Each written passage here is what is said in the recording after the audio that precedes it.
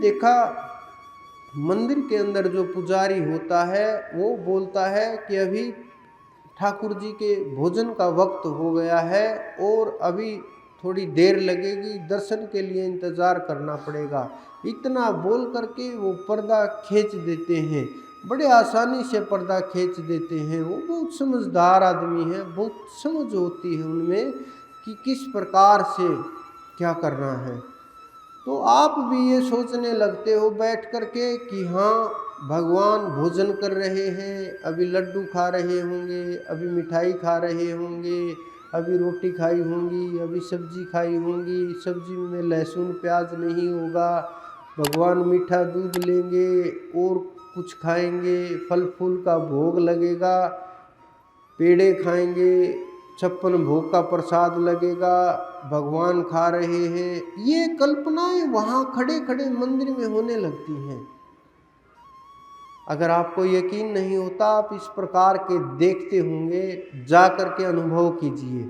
मैं इसी सारी चीज़ें विचारों को देख देख करके बोल रहा हूँ कि जो जो संसार में चल रहा है, अगर हम उसको नहीं समझ पाए तो उससे बाहर नहीं निकल सकते और हम ऊपर नहीं उठ सकते, क्योंकि गुरु का काम है जीवों को बुद्धि प्रदान करना, जीवों को मार्ग दिखाना, सत्य बुद्धि देना और समझाना, सही और गलत में फर्क करके दिखाना, उस सत्य के मार्ग पर चलाना जो इस आत्मा को उस परमात्मा तक ले करके जाता है।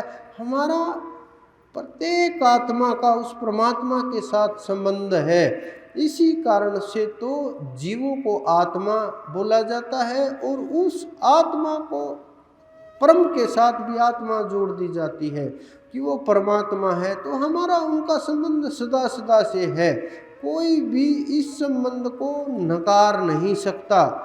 जिन्होंने नकारने की कोशिश की कि परमात्मा कोई तत्व नहीं है, परमात्मा कुछ नहीं है, परमात्मा नाम की वस्तु इस संसार के अंदर नहीं है, वो लोग, मैं पीछे मॉस्को गया हुआ था, वहाँ एक बॉडी रखी हुई है लेनिन की, कि मैंने उसके बारे में पढ़ा, देखा कि किस प्रकार से वो इस प्रकार का व्यक्ति था। उन्होंने ये बोला था कि मानव ही सर्वश्रेष्ठ है और परमात्मा और इस प्रकार की कोई ना वस्तु है, न ताकत होती है, न कुछ होता है, बस मानव ही सर्वे सर्वा है। इस ब्रह्मांड के अंदर मानव से श्रेष्ठ कुछ नहीं है।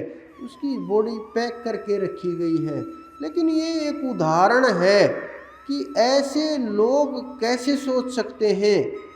देखो, सरकार के जो कानून हैं उनमें तोड़ फोड़ हो सकती है, उसको आप तोड़ सकते हैं, रोक सकते हैं। परमात्मा के जो कानून हैं उनको आप तोड़ नहीं सकते, उनको आप रोक नहीं सकते। अगर आप चाहें सूर्य को रोक दें, नहीं रोक सकते। अगर आप चाहें वृद्धावस्था को रोक दें, नहीं रोक सकते। अगर आप चाहें जवानी को रोक दें, नहीं रोक सकते। अगर आप चाहें मैं तो बच्चा ही रहूं, नहीं रह सकते। अगर आप चाहें कि मेरे केस सफ़ेद ना हो, नहीं हो सकता, किसी प्रकार से भी नहीं हो सकता।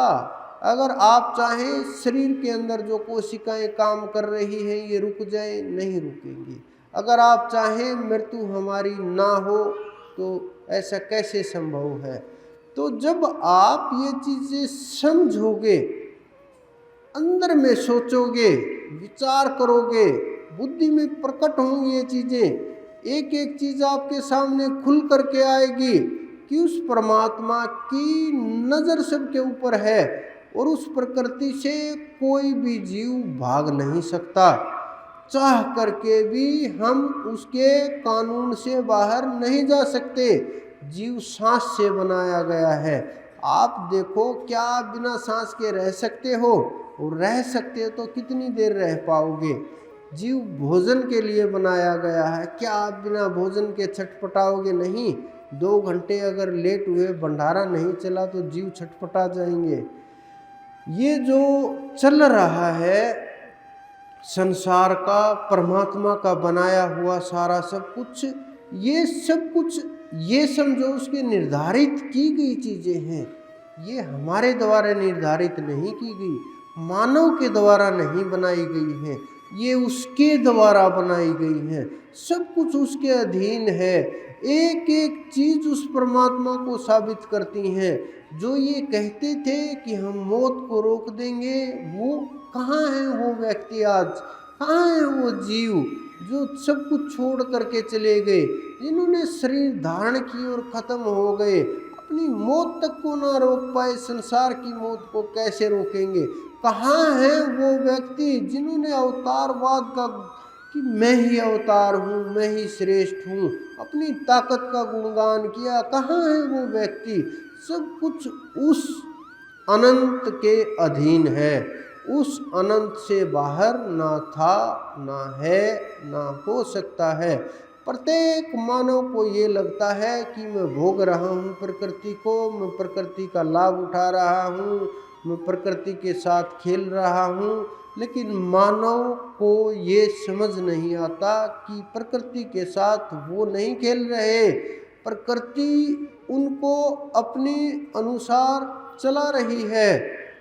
पूरी की पूरी प्रकृति सब योनियों को, मानव को नहीं, सब जीवों को, पूरे ब्रह्मांड को अपने अनुसार चलाती है, अपने अनुसार घुमाती है, अपने अनुसार क्रिया करवाती है, अपने अनुसार सोना जागना होता है, सब कुछ अपने अनुसार करवाती है।